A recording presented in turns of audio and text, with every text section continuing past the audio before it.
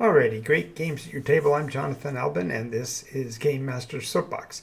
Tonight we're going to be talking about a wide array of ways to tell a story. But before we get started, make sure you go down below and press all the buttons so that the algorithm will know that you're part of our audience. Let's get started, shall we?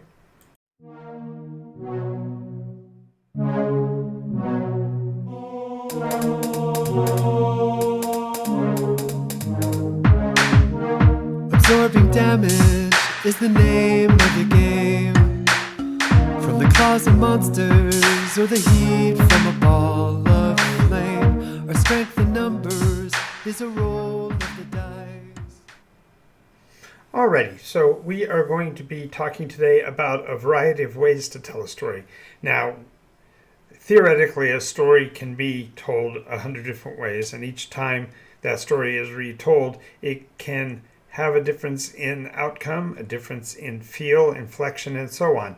And so today we're going to talk about some of the ways that a game master can make his story fresh by simply thinking about the way he tells the story and how he presents that information to the players so that they get what they're looking for out of the telling of that story. Now, traditionally, role-play games have a set structure based on the way materials have been produced for them over the years. Generally, there is an overview of the story for the game master to get handles on what's going on for the entirety of the story, as well as individual arcs within that story, and in particular encapsulated encounters, which means a specific location, a specific creature appears, and the action ensues from that engagement.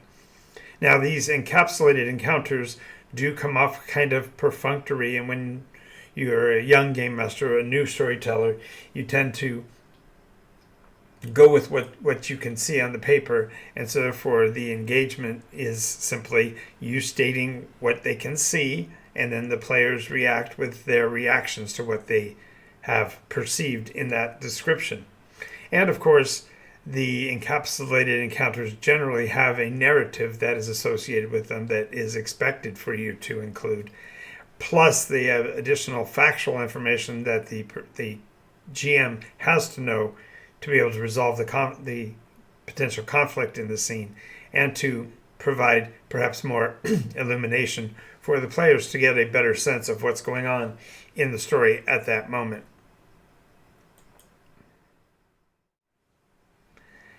Now, I'm going to talk about that framework throughout the rest of these using that template of the encapsulated encounters and kind of show you the differentiation between that and the other types. So in this case, we're going to be talking about dissociated data drops.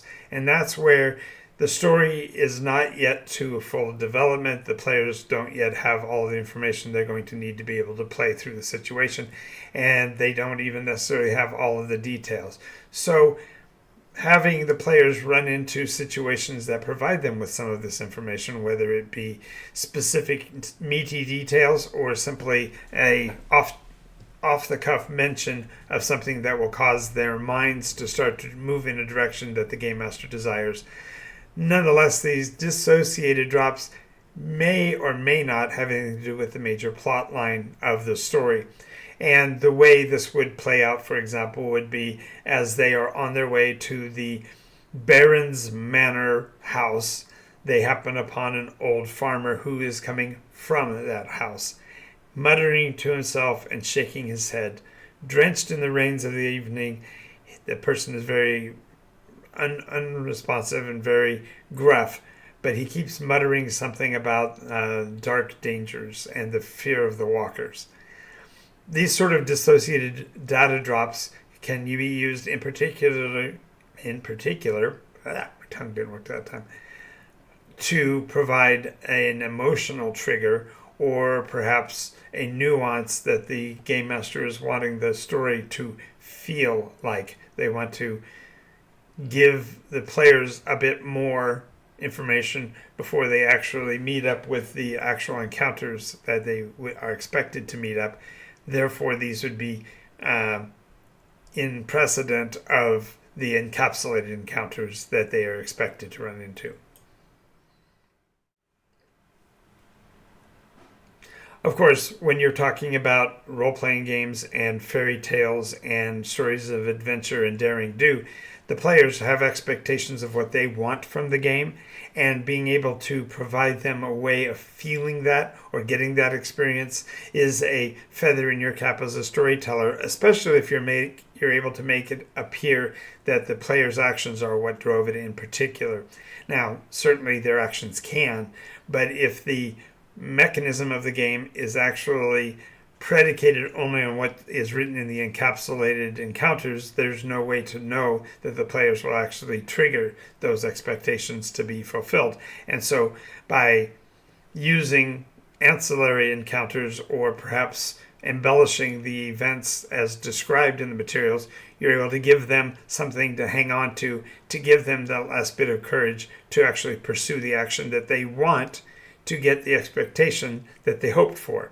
And this really helps to drive the value of the players within the game mechanism, because now it's not just you fulfilling the story elements and checking off the box of completion of the encapsulated encounter, but you're actually able to give the players more of the depth they're looking for. Now, obviously, in the case of expectations realized, this may take several scenes or even several sessions or an entire series or a saga to actually have this realized. So the game master needs to be able to meter this out so that it's not, every session is an expectation realized. Not every session is only a rote encounter, but instead it's just yet another opportunity that you have to make the game make sense to the players and have them desire more of the same. The next, of course, is the more routine. And while this falls very closely in line with the encapsulated encounters, this actually goes a bit further and talks about the process by which they deal with a scene or a series of scenes in your encounter, in your sessions. So the idea of a geographic exploration is literally going from room to room and finding out all that can be found in those locations. Now, some stories won't allow this because there are living and engaging enemies on the prowl in the area, and therefore the idea of a smooth, clean geographic exploration isn't going to be available in every session. But again, the idea of, okay, we're going to the ruins, and we know that no one has been in the ruins for decades, and this is therefore just a interpretation of the elements of the discovery. This allows that geographic exploration to sort of make sense. As I would say if I took out my teeth, back in my day when I was a youngster, this was the fundamental mechanism for what they could classically call now the dungeon crawl. The idea of a location with a series of locations literally mapped out, and the players determine the direction and course through these locations to find the solutions. And by utilizing a geographic exploration, perhaps you can provide more context for evidence that they find by giving greater descriptions of where they found it and what condition it was found in. And entire sessions, an entire series can be simply a continuous geographic exploration. But even that can become routine and rote at some point. So just realize that this is yet another of the tools in the arsenal of a game master. It's not a requisite. You don't have to play by this mechanism, and yet it is very commonly discovered when you're looking through the materials of a module or system lore book. Next, we have the situational disconnects, and these are some of the most interesting types of encounters or adventures that you can put your players through, because they are subverting the expectations. They're stepping out of these more routine linear formats that we've talked about. The geographic course or the encapsulated encounters both are fitting within the molds of an established expectancy. But a situational disconnect is literally a scene not in sequence and not as part of the others. My players tend to call these red herrings because a situational disconnect can itself become a micro story or a directional misdirect that actually pulls the players away from their primary course. So you have to use these again judiciously.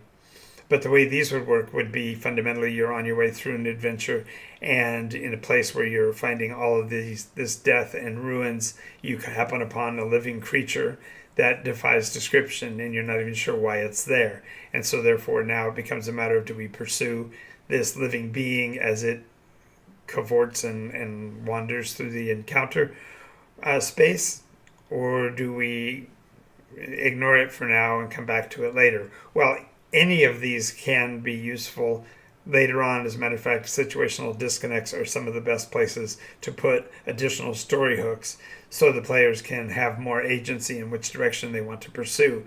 But just realize that if you use an overabundance of these, you end up with fundamentally a whole bunch of situations that are disconnected and don't end up driving the players to act in any particular direction.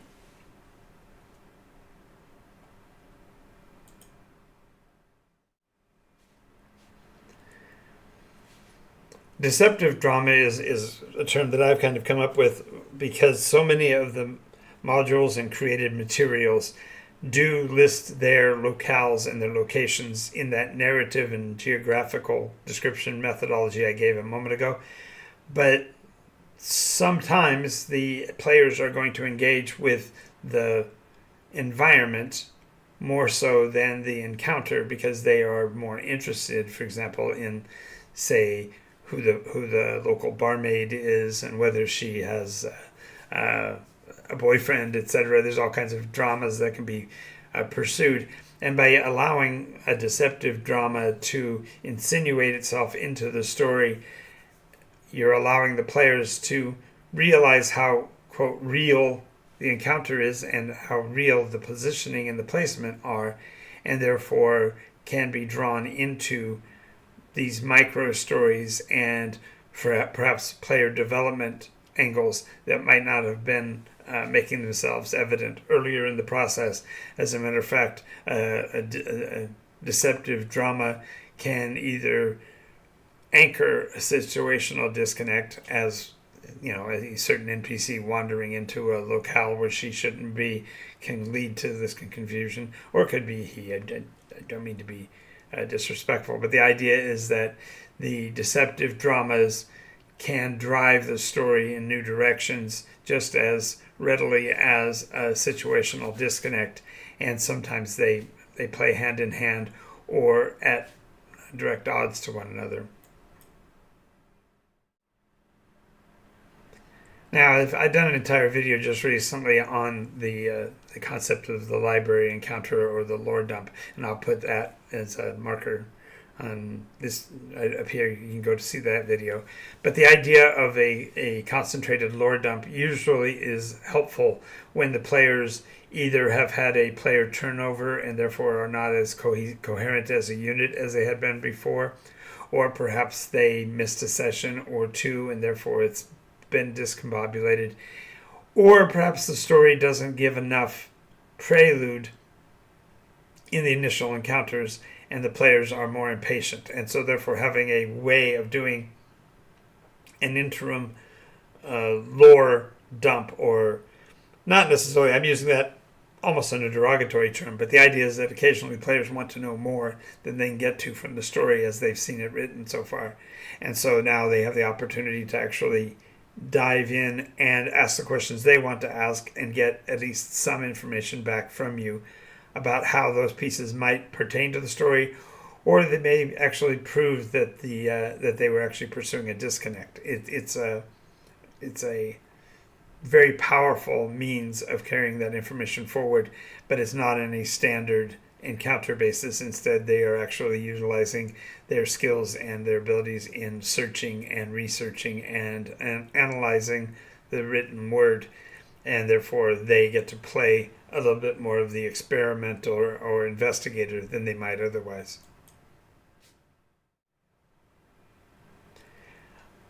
Ultimately, there are those times when a individual character has reached a crossroads of some sort. Either they've achieved a new advancement level and need to have an explanation for why they would add on the new skills that this might allow.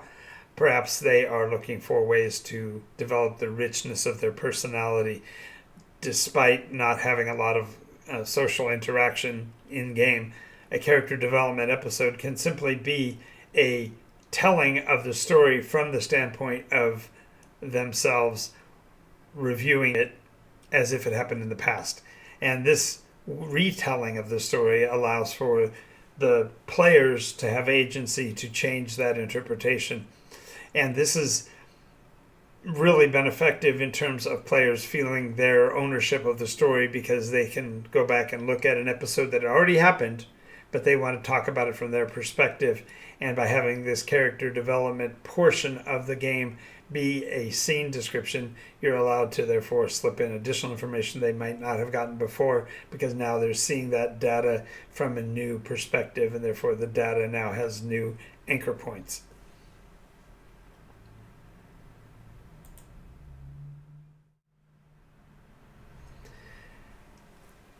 When you're telling a long tail story, or if you're getting ready to begin a series, it is often useful to set up a session 0.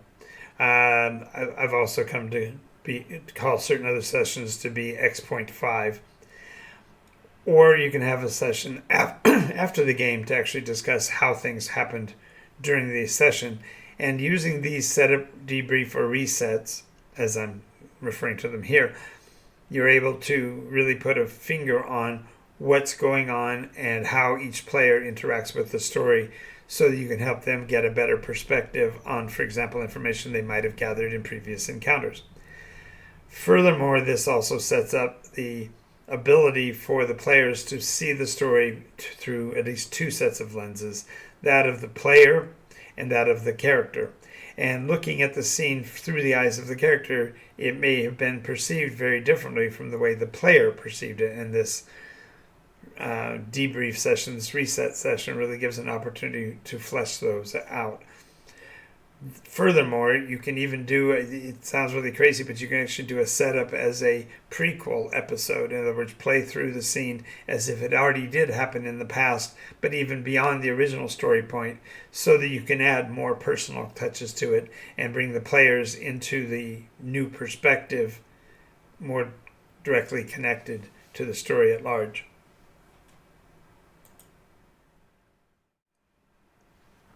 Now, in all of these different styles of play, every these different ways of telling a story, the real secret to a great game or a good game with your players is to have great play. In other words, even in situations where you are doing a narrative, make sure there are some means and methods for using die rolling. One of the really great methods within the Nikos mechanism is that all interactions with others can be perceived of in the same light as those that are martial, the idea of the combat scene, but now they can be done through the politics, the drama, the war of wills that inevitably happens can actually be played through within the mechanisms using the Nikos combat system and conflict system, which we just talked about in a recent video, and that one's, I'll put it in one of the corners as well. And then of course, the point here is that the great game comes from great play, and great play comes from great players and really bad dice rolls. That's the facts of it. Anyway, I want to thank you for being here tonight. I'm Jonathan Albin. This is Game Master's Soapbox. I'll get down off my soapbox now, but before I leave, I want to make sure I let you know the same thing my grandfather always said. That's enough for that. Now just get out there and go play. Got